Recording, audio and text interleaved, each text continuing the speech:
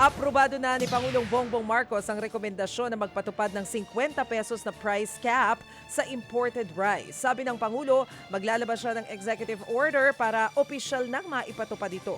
Paliwanag ng Pangulo tuwing tumataas ang presyo ng langis. Karaniwan sumusunod din ang presyo ng pagkain at naapektuhan ng inflation.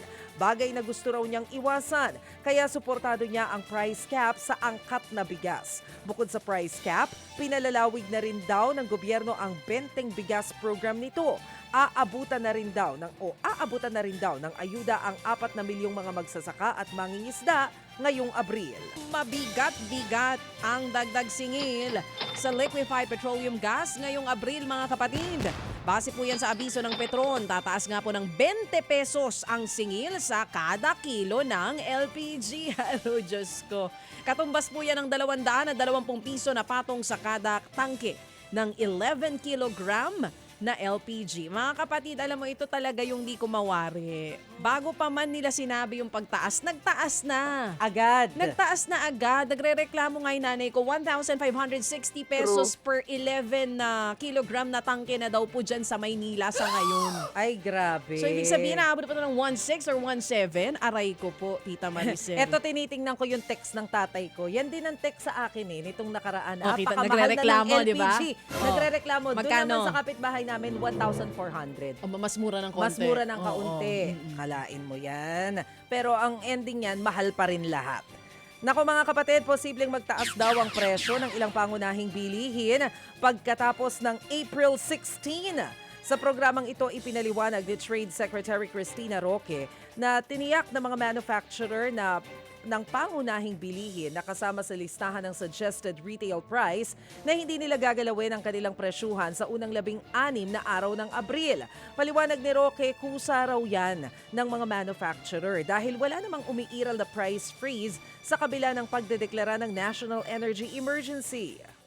Samantala po, This is a commitment from the manufacturers and from the retailers that there will be no price increase for basic necessities and prime commodities. Hindi kasama yung basic necessities and prime commodities dito sa energy, sa declaration ng energy crisis.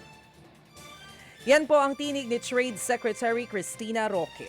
samantala posibleng lumagpas po sa 3% ang inflation o antas ng pagtaas ng presyo ng bilihin nitong nagdaang buwan ng Marso. Ito yung pinag-uusapan namin ni Maricel kanina, mga kapatid. Sa pagtataya nga po ng Bangko Sentral ng Pilipinas, posibleng maitala sa 3.1 hanggang 3.9% ang March inflation. Dahil po yan, sa pagtaas ng presyo ng produktong petrolyo, mas mahal na bigas at mas mataas na singil sa kuryente sa mga sineserbisyohan ng Meralco. Hindi rin daw nakatulong na bumulusok ang piso noong Marso.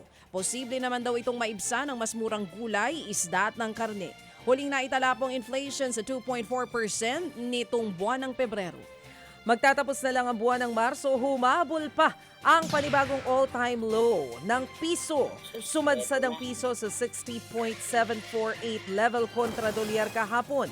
Ito na ang ika-8 beses na nahigitan ng piso ang all-time low nito lamang buwan ng Marso. Dahil pa rin daw yan sa sigalot sa Middle East na nakaapekto sa pandaigdigang presyo at daloy ng langis.